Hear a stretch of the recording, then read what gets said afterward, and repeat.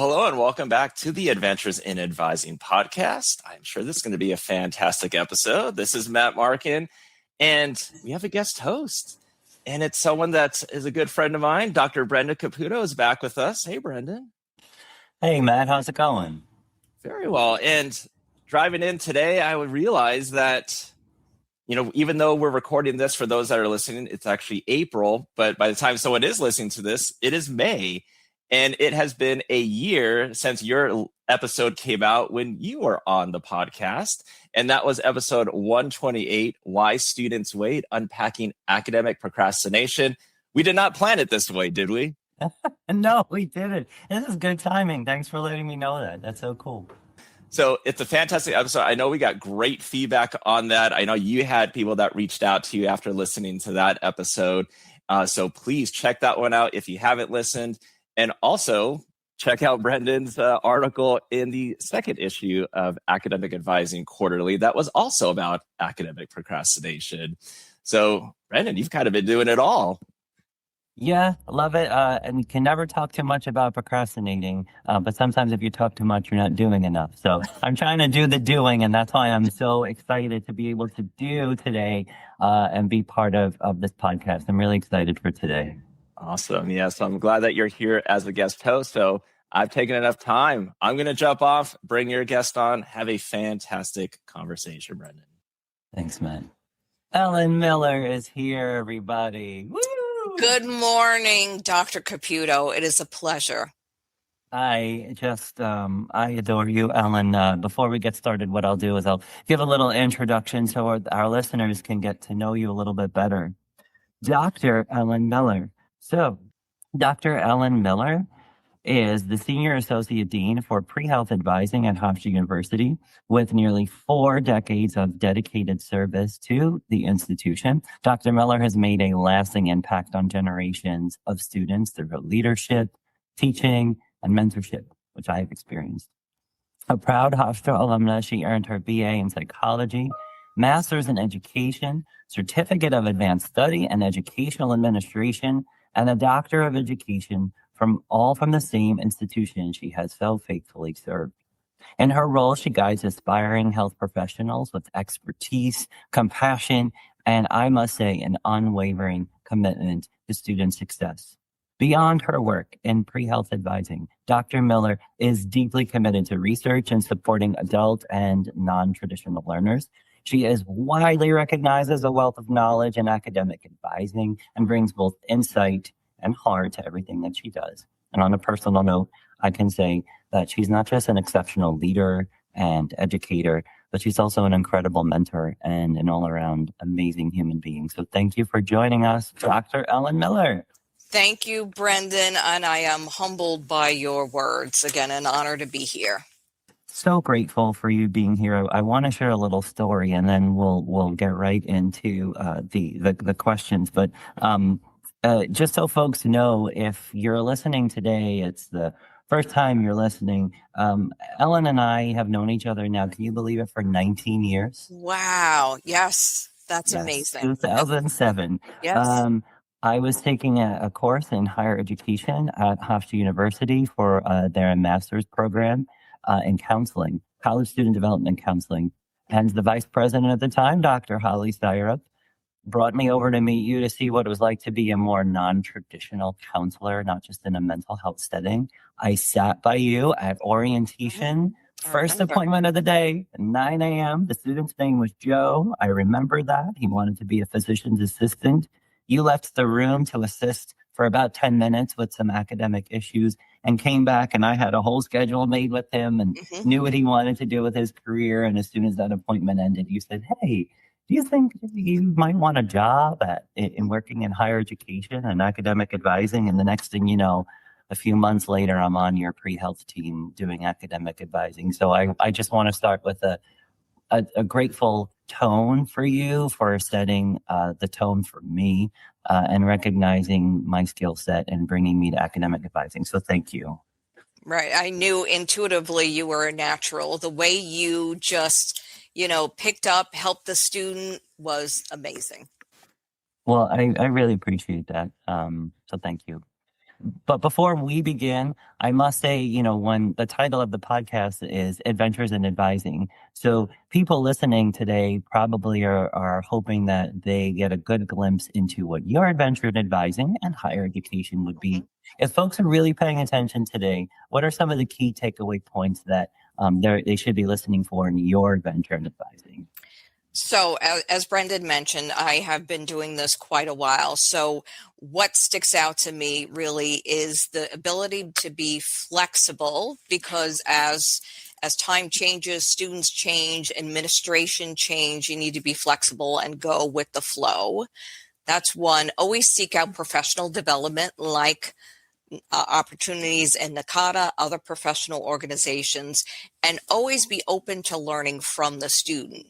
Right? Students don't exist in a vacuum. So they don't just go to college. They have families, they have other responsibilities, they have work. We never know what's going on in students' life. To be open to them. And again, learn from them. I've learned so much from the students, and also the younger professionals that I work with or supervise. Again, everything is a learning opportunity, and take advantage of every professional development opportunity that you can, because again, in this profession, sometimes we don't make a lot, but it is incredibly rewarding. And take advantage even of courses the university, your institution offers, or again, any other outside ways to develop and grow. My takeaways. Well, that's solid. I know that I've learned a whole bunch from you as well, and that's one thing that I've instilled in my staff is trying to make sure that you develop yourself as a human being, as a professional. So I've learned that from you, and I'm glad that you are trying to instill that in others.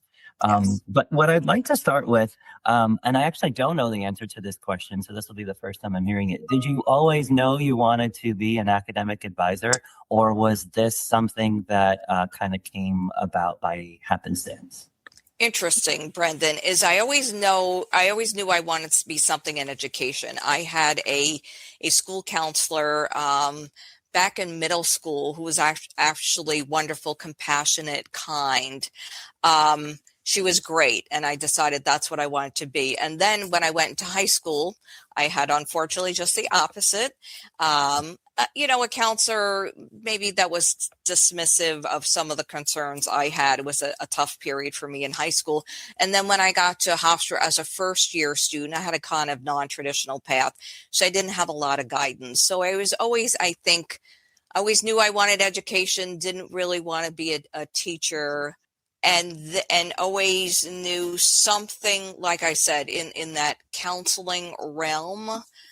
But I wanted to emulate that really great experience I had as a young teenager, but also be the kind of advisor that I didn't have as I got older. I was kind of lost. I was a first generation student, had a narrow view of even where to go to college, of what careers were available to me. I had to work a lot, so I didn't have a lot of time to explore different things. So I wanted to be the advisor that I didn't have. And again, love school. Like my life revolves around semesters, and learning, always growing. But again, I really wanted to be for the students what I didn't get. Sure. So you finished your undergraduate at Hofstra, and then what? What happened after that? So that's a great question. So then I knew I wanted to get my foot in the door. I had been actually a secretary here I actually started as a sophomore in college. I worked full time, went to school at night. But once I got my degree, I wanted to work in a more professional role. So I started in financial aid, where I cried pretty much every day. If I had a big checkbook, I wanted to just give out money. And I knew that wasn't for me, but it was a great beginning, right, to how to have difficult conversations with students and parents. So I knew I wanted academic advising. I did try 2 or 3 times to get into advising, but the last time worked, and I'm grateful for that. I remember starting out as a new advisor during registration, my first day, I think I had 7 appointments, and I was grateful that I had been a student there, so I knew the curriculum. And then I remember my boss that first week saying, okay, do you want to do athletics or do you want to advise pre-health students? And I'm thinking, oh my goodness, neither, because I'm not athletic and chemistry was my nemesis. But I thought, you know what, pre-health advising, I'll work with motivated students. Growing up, I wanted to be something in the health field, but chemistry was my undoing. So I'm like, what's the next best thing? I got exactly a half hour of training. The person I took over from was leaving on a train for Washington to go to his new gig in Georgetown. And I kind of had to, teach myself. But, I was able to do that. And I absolutely love working with pre-health students. I say my training also is by watching Grey's Anatomy and now The Pit. But again, love working with these students. Their dedication and their perseverance and their grit is really inspiring. Yeah, and it sounds like you kind of learned just by absorbing yourself and what good opportunities would be And around. conferences, yes. Yes. Mm-hmm. So did you just stay in academic advising or did you move around? Did you figure like, okay, well, Hofstra University seems like a great place to be. Did you move to another institution? How did that develop? Take me to the next part of your career. Okay. So previous to my first full-time role here, I had mentioned I was a secretary as an undergrad. I went to Adelphi for a little bit. I worked in their HEOP program and really fell in love with academic advising. So I knew, again, as I wanted to head back to Hofstra, I knew I wanted something in that role.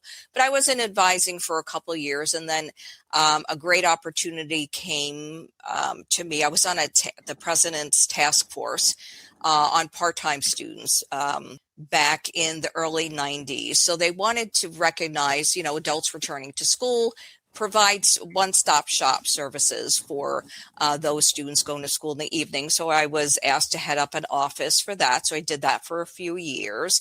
Then I went back to academic advising to pre-health students. Love that.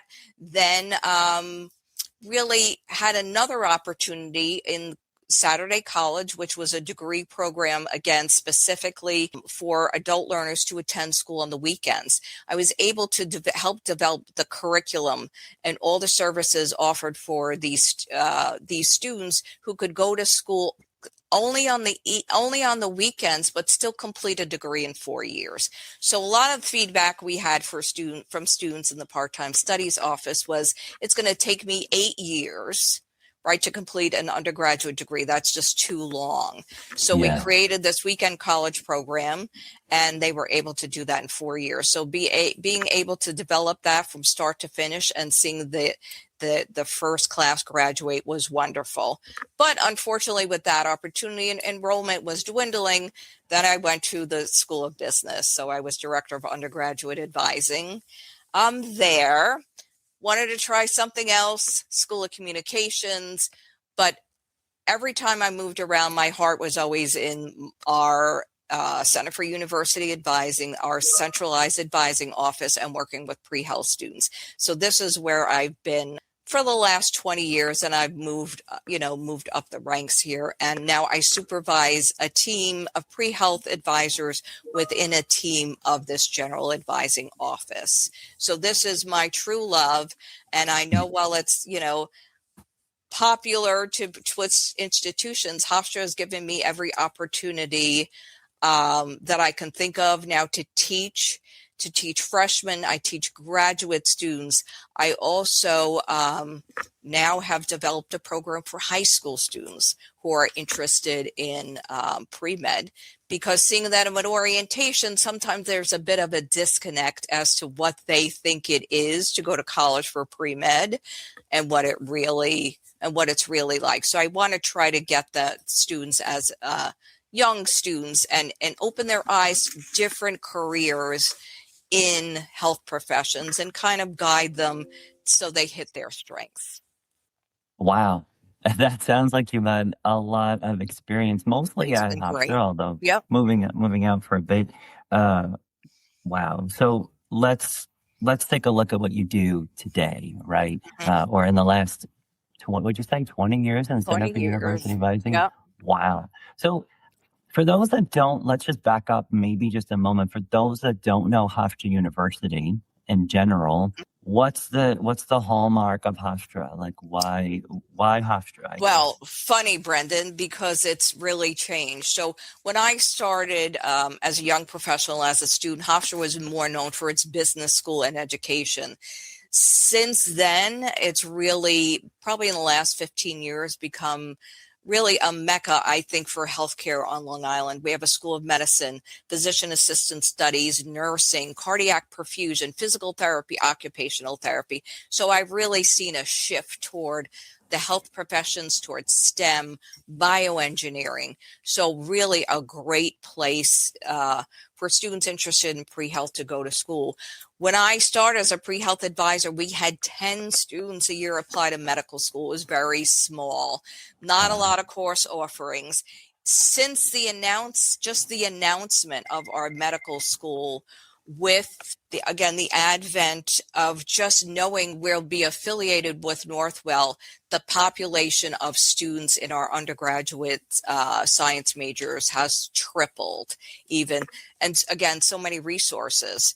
So for example, in a couple of weeks, we are bringing our students to the structure lab in the medical school so we can, be instructed on how to work on, not that we're working on the donor bodies, but instruction in that. Our Science and Innovation Center has a patient simulation lab that mimics an actual emergency department. So again, an amazing opportunities for our students, and a complete shift from what we were known for, a couple of decades ago to the shift now in health professions. So it's such an exciting time to be on this team and helping these students with their opportunities. And I mentioned before, we have a centralized advising system. So we have a team of about 17, 18 advisors separated by teams. So I had the pre-health team, there's a business team, a liberal arts team, school of communications, etc. But we all, certainly help all students all the time. But I like that you could be a specialist in one area. And then we have a dual advising system with faculty. Right. So a student walks into Hofstra, they're immediately assigned an advisor from our office and a faculty advisor once they declare a major.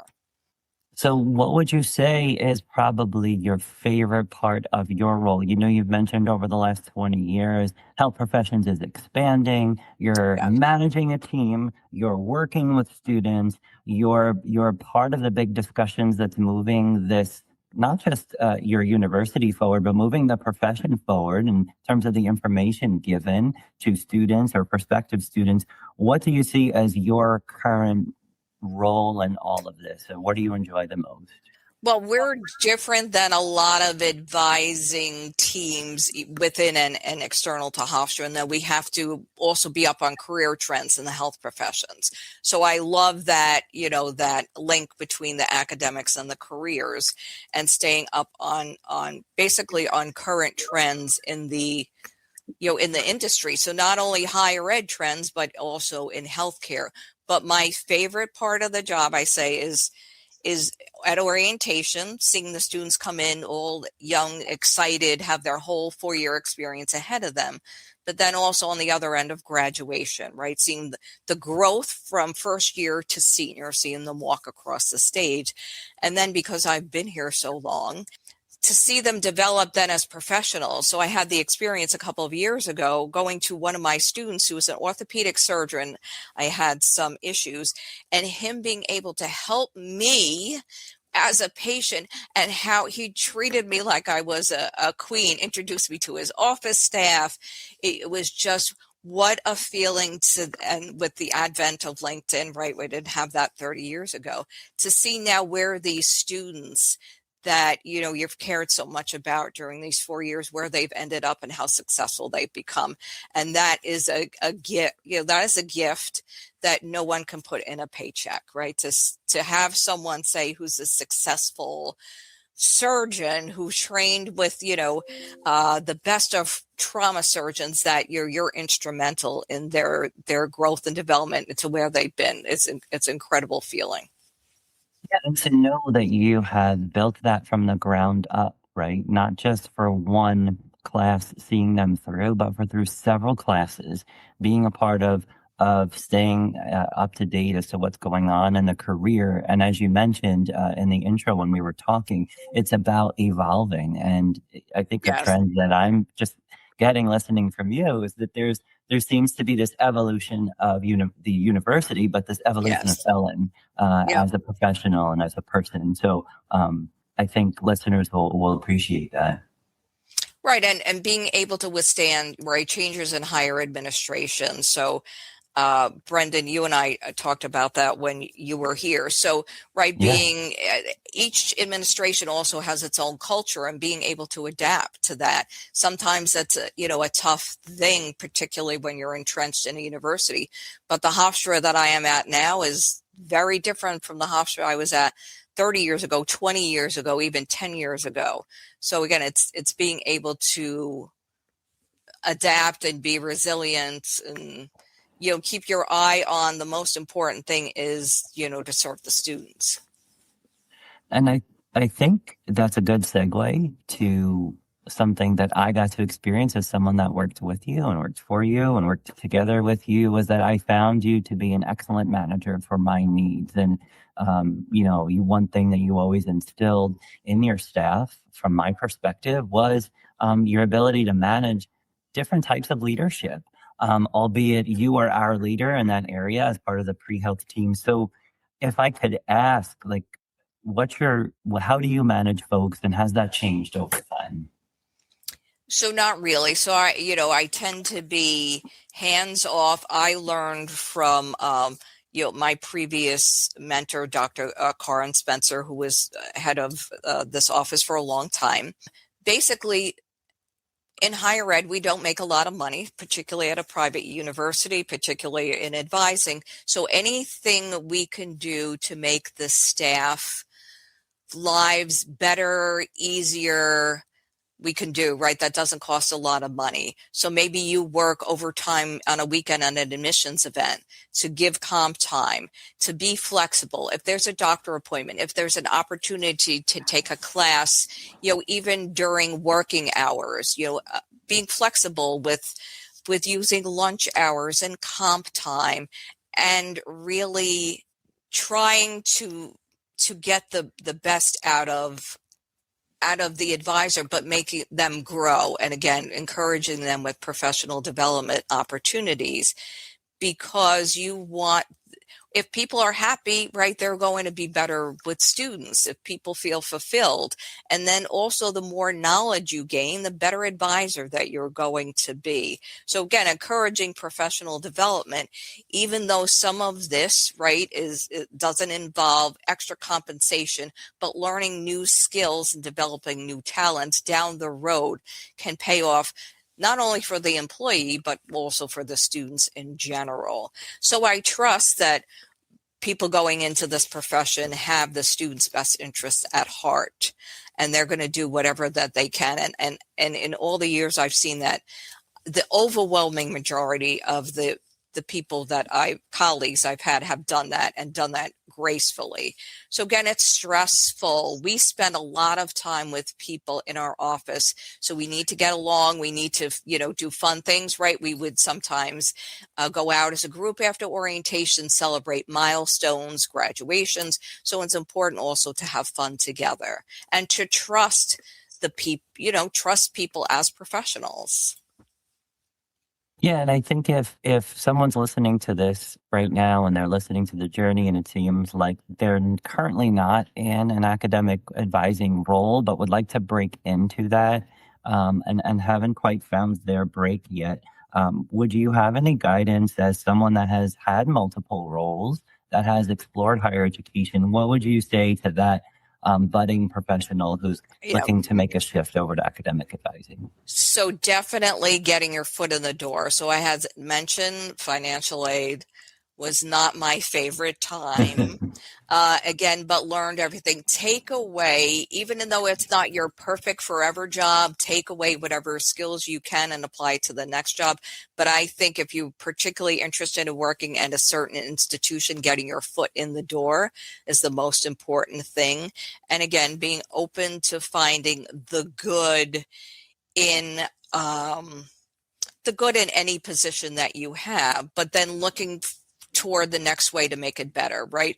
So let's say if you wanted, I don't know, let's say if your next gig was going to be academic advising, certainly joining NACADA, networking people, LinkedIn. But my biggest advice, and again, I was the pre-LinkedIn era, was networking and then getting that initial foot in the door. It's easier to break into a university from the inside to a position that you want sometimes than externally.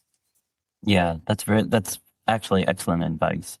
I want to make sure that we have enough time to talk about some of the things we've talked about over the years that you're really passionate about. So if it's okay, let's shift gears to something that maybe folks don't know from you, just from if they did a typical Google search. I know you as someone that's very passionate about adult learners. You have talked about it and the importance of it, and I personally don't think that we hear enough about it. Can you share a little bit about why you have such a passion for adult learning, and where you stand on that today? Well, yes. So I feel almost vindicated now, right, about adult learners because of the enrollment cliff that we've all been talking about in higher ed, right? But there's just less 18-year-olds that were born back in 2008. So we need to tap into newer or more non-traditional populations. I'm also fortunate to have developed our pre-medical certificate program back in 1999 for students who want to go back and pursue a career in health professions. Prior to that, students came to Hofstra as a non-matriculated student. They took classes haphazardly. We didn't know who they were. They didn't have guidance. So I created this program to give it some structure and to give it, some meat, basically, so we could find these students. So I just love hearing their journeys because not everybody goes on a linear path. Right. I can say that it took me 7 years to earn my bachelor's degree because a lot of time I had to just go part-time in the evening. And I was fortunate to do that because I worked here or at Adelphi and I could do that. But not everyone has a linear path. Sometimes people aren't as lucky and they take, maybe they take a little time to figure out what they want. Maybe they've transferred several times. But to see students maybe who had a rocky start and then really hit their stride and do really well and find a career and an academic passion is the great thing. And I think it's because I had a non-traditional experience and had to balance full-time work with school. I'm just particularly drawn to the students. And I was 50 when I got my doctorate and a grandmother, again, I believe also lifelong learning keeps you young and keeps you, really in touch with what's going on in the world. I think it's incredibly important, to keep learning and growing.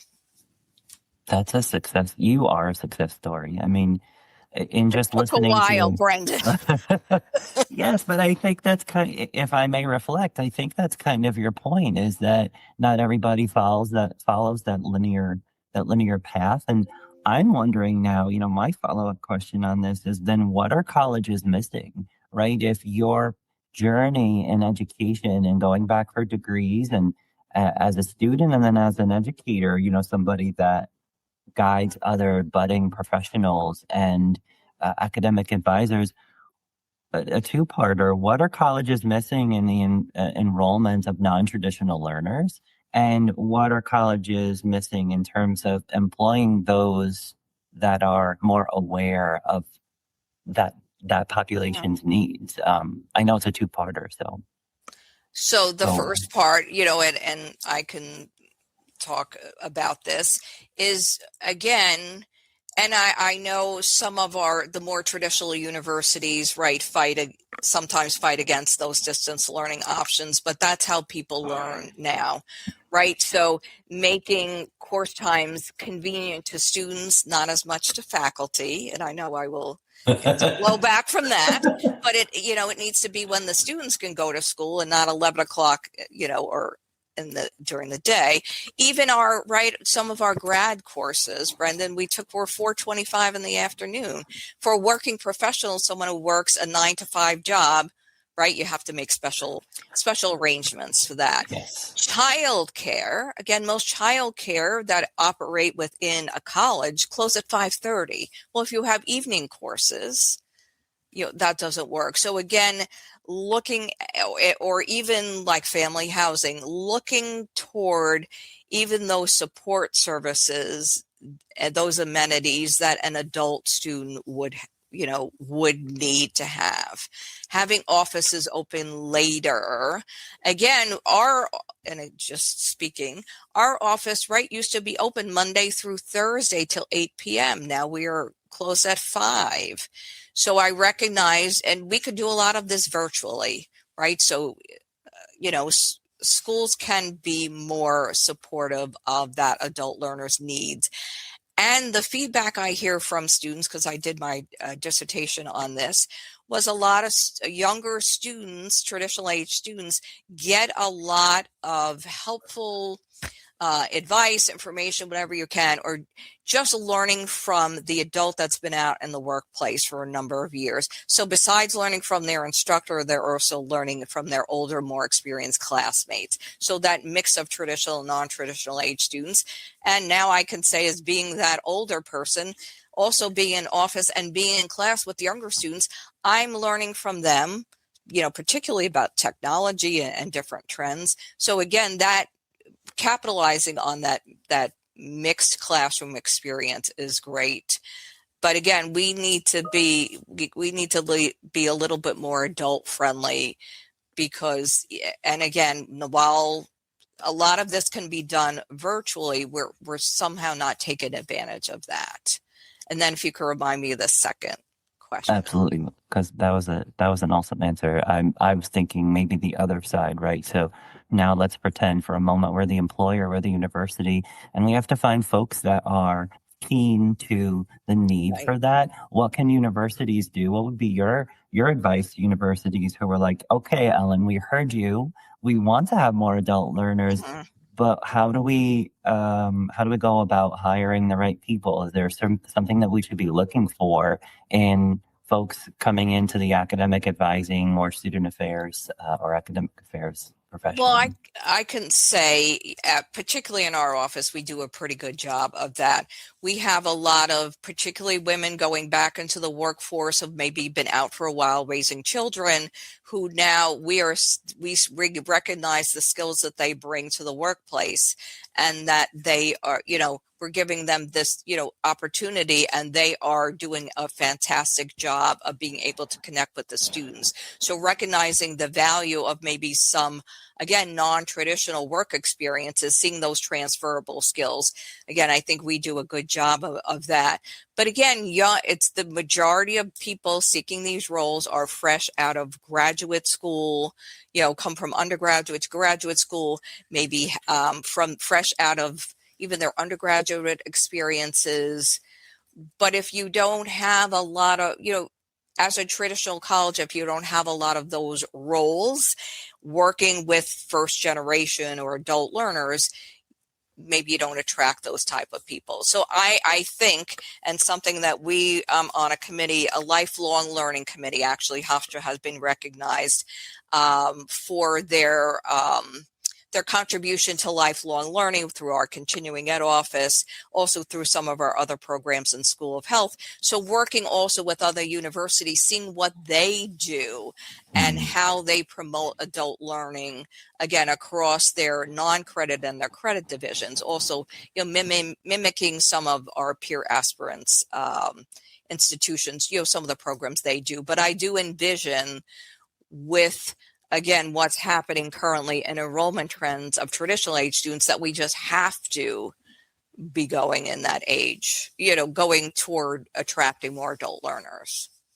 Sure, and kind of thinking a little bit differently, like you mentioned, and as the theme, I feel like, of our conversation so far is that we need to adapt to new times, new trends, Yes. and the new human experiencing education. And so you've mentioned it a few times now, and I'm hoping you can give your perspective on it. You're talking about this enrollment cliff.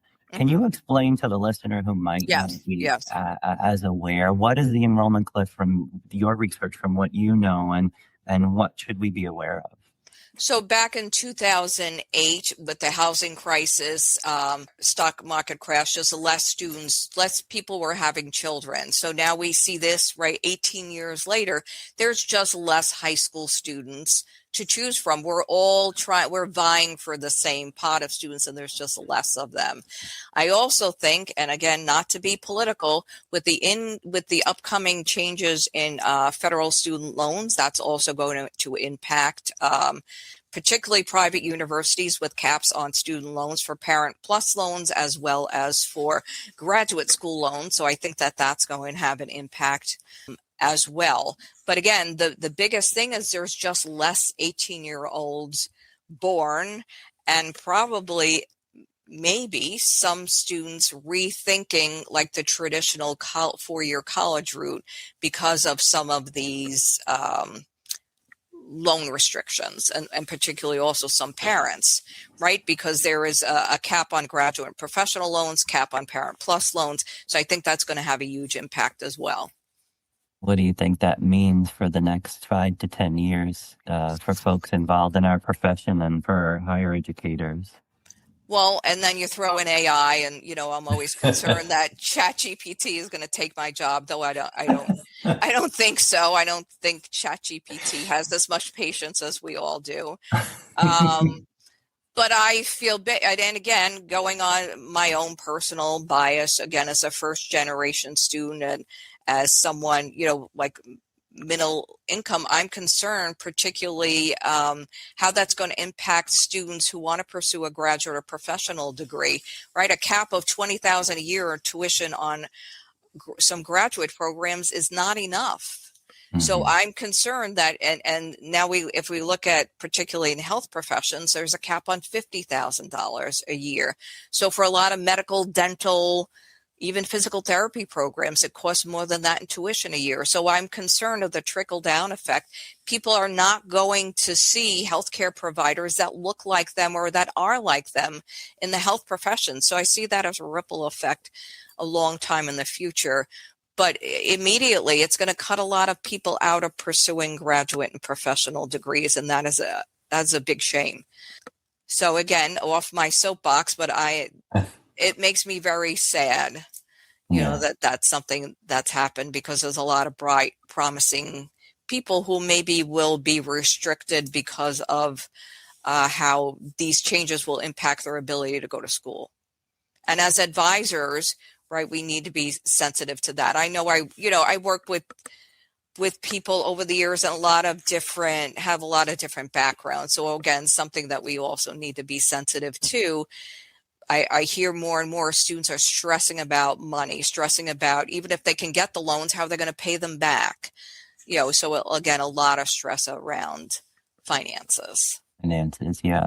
And I think kind of a mini theme within our conversation has been, you've mentioned it, words like patience, things like the individualistic approach. And so you did mention ChatGPT, and for those that are listening, if you've listened to Adventures in Advising podcast, there have been a couple of interviews that Matt and his co-hosts have done where they actually interview artificial intelligence as in live time. And it's really cool. You get to see the strengths and the weaknesses of artificial intelligence. And what I'm hearing, and you can correct me if I'm wrong, you cannot account for the human connection and the human ability to pivot. Would that be accurate? Yes. And like I said, sometimes the student just comes to you while they present, I'm struggling in, for example, organic chemistry. It's really bigger than that. It's bigger than that. My mother has breast cancer, or my father was in a car accident and lost his job. So it's a bigger thing. And AI bot, right, cannot provide that support or that encouragement, being that cheerleader for the student. Yeah, I personally agree with you, and I think it's an interesting take on it. And so, again, let's pivot one more time because I want to make sure that we get in your entire adventure in advising. You spoke about when we were preparing to speak about this interview. You also spoke about teaching. Yes. So, for folks that again are listening and they're like, well, all I can do is just be an advisor. Talk about how you broke into teaching. So again, what stuck with me was orientation time, right? Talking with the students, looking at their high school background, some kind of disconnect. I wanted to create a freshman seminar specifically for pre-health students because it's a little different than the general population. My goal always is and has been to get the students' eyes to be open to different majors and different professions, particularly, again, within health professions. See, that's more out there. So, again, being able to pitch a curriculum and being heard for a specific population for me was huge, right? So we had that University 101. I was able to tweak it, make it my own specifically for health students.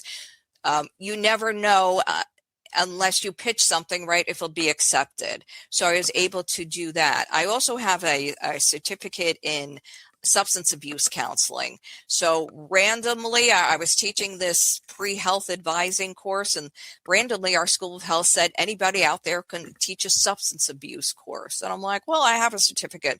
Let me try. Well, I've done that. That's wonderful. And then I thought, again, going with that theme, is I want to get to the students younger and younger so they're more prepared for college. Why not teach high schoolers, like 10th, 11th graders, so they make the right choices when they take APs, right?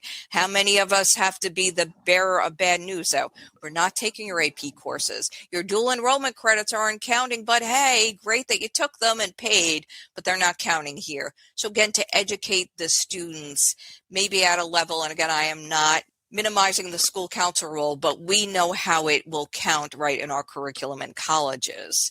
So again, I proposed this course to our continuing ed office, and now I teach it every semester, and I do a 1-week summer camp for students interested in pre-health, again, devoted to high schoolers, again, to get their eyes open and to have them be prepared as possible for college. I'm also proposing now another course for students who don't do well on our math and science placement exams. Again, just to shore up their academic skills. I'm certainly not teaching anybody chemistry, that is for sure. But I can teach them time management skills, study skills, how to speak with a professor, how to advocate for yourself, right? Those important student academic success skills. So again, I am very fortunate, and probably why I've stayed so long is I get to do different things that I absolutely adore. Yeah. And be on different committees as well. Yeah, and I think that's something that you encouraged me to do when I worked at Hofstra University. If you mentioned a lot of things in there, summer camp, teaching, building things. Do you feel like you've gained traction because you've been in the field and at one institution for so long? Or would you say to someone who's listening now who wants to institute some of the things that you spoke about, who maybe has only been in the field 5 or 6 years or so, can they do what you're doing, or does it seem like they should wait a little bit? So you have to develop some street cred, as you know, the kids say, but certainly 5 or 6 years. But what you want to do is you want to identify. So you don't want to bring it about as because you want to do it because it looks good on your resume. Obviously, you want to bring it about that you're solving a problem that they have. Right. And this is where ChatGPT is very helpful, at least creating, some kind of a structure or a form, a format in which to actually make that proposal. But if you can solve a problem, have a potential solution to a problem that they're experiencing, that's the way to frame it. So again, to do your homework, right? To see, let's say a certain amount of students are getting, I don't know, a D in general bio, right? How would you solve something like that? Again, that's, a rough example. But again, Sure. you're presenting a solution to a problem that they have, and it's going to cost the least amount of money. That's it, really. A lot of my problems don't cost anything except my blood, sweat, and tears. But I mean, that's good advice. It's good guidance. So it kind of leads me to, I think the last component of hopefully of our conversation, which really is success stories. So, if I could impose a two-parter, take it as you wish. What would you say would be your greatest student success story, and what would you say your greatest staff, collaboration, management, that sort of thing, the employee side success story would be? Because I think folks in this day and age are looking for hope, and that we can stay in this profession and persist, and we're going to make a difference. And I know you have. I'm just curious if you can share a story from the student perspective and the staff perspective. Great question. So I had a student, again, now it's been 10 years since she's left the university, who I had her as an undergraduate and then a post-bac student, but was honestly a mediocre student. Really didn't hit her stride till medical school. Nearly all her faculty, when she told them wanted to go to medical school, basically told her that's not happening. It's not happening. Your grades in the sciences aren't great. Not good. There would be many times she'd be crying in my office, and the faculty were quite dismissive of her. So we talked about it, acknowledging she needed to do some additional work, and she did. And the work in her post-bac program wasn't stellar. It was good. But then she ended up going to a Caribbean school that I suggested.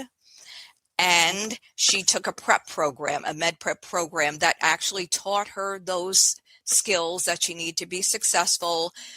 Now, years later, graduated with honors from this medical school and is currently finishing up an MPH. She's got her medical degree. She'll be in the match process. And she said that I'm the only one that believed in her. So my takeaway always has been from my first year of advising that we are not God. We cannot tell the student they are not going to go down this path. We can only support them, give them, a realistic expectations and some data, but our job is to support them and not to, as I have written down here, be the dream crusher, right? To give them options, parallel plans. But this was an incredible success because half the time I wasn't even sure that she'd be successful, but I recognized, like I recognized in you, something intuitively, that grit, that passion, whatever you want to call it, that she would be successful. Staff-wise, so while I'm very, very sad when people leave, to see, for example, how you've ended up, you're a doctor, you're in an incredible role at LIU. I had someone leave just last week to go to another institution as assistant director of pre-health. But many students, even people that I have worked at the university, who I had as students, now they're higher than me, but that's okay. But to see them be successful, is a wonderful thing. And again, that can't be captured in a paycheck or a title.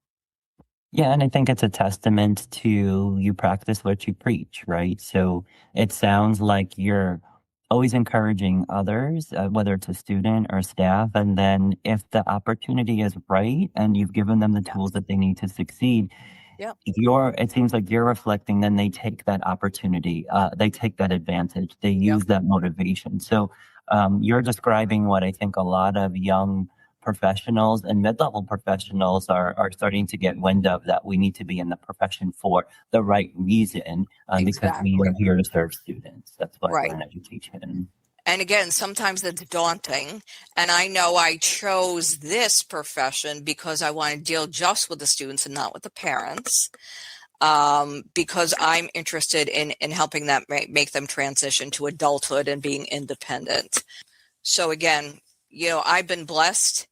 I always say, if this is like the end of my career and I was hit by a bus tomorrow, I am fine with how things have gone. And I know a lot of people are like, well, why didn't you have a doctorate, particularly my husband? Why didn't you want to go higher? Why didn't you? Because at the core of my being is the one-on-one work with the student is what most important to me. And maybe this is redundant. This is my last question for you. If there was an Ellen Miller legacy, then you can summarize it in the Ellen Miller legacy that you have left on life and on higher education and academic advising. Can you sum that up? Yes. So my wish for everyone would be to be satisfied, right, with your academic journey, reach your career potential, whatever it might be, and to be happy every day in going to work. Yeah, some days are going to suck, right? Some days aren't going to be great, but to truly, I'm hoping that I can help students and staff find what they're truly passionate about and love to do. Because like that old adage if you love what you do, you never work a day in your life. And that's how I feel. During registration time, I can't say that I feel that all the time, but that would be to feel really fulfilled and satisfied would be my ultimate goal for everyone. And I think listeners will get a sense of your journey, having listened over our time together and answering all of my questions, and providing your input and getting a sense for maybe their path. And maybe they heard something today that could inspire them and motivate them to either continue in the path in academic advising or in higher education, or to want to become motivated to join for the first time. So, Ellen, I could talk to you for days and listen to you for days because you're amazing. But I think this is, unless we missed something, unless you want to add something, I just want to thank you for joining Adventures in Advising podcast. And I hope that our listeners got a lot out of it today. And yes, thank you again, Brendan, so much for having me. Anybody wants to reach out, I am on LinkedIn. I am easy to find. Ellen Miller, added by Ellen C. Miller, because there is, I say the real Dr. Ellen Miller's in med school, but Ellen C. Miller, LinkedIn. And I appreciate you so much, Brendan. I'm so proud of you. It's been a pleasure. Thank you, Ellen. Appreciate you.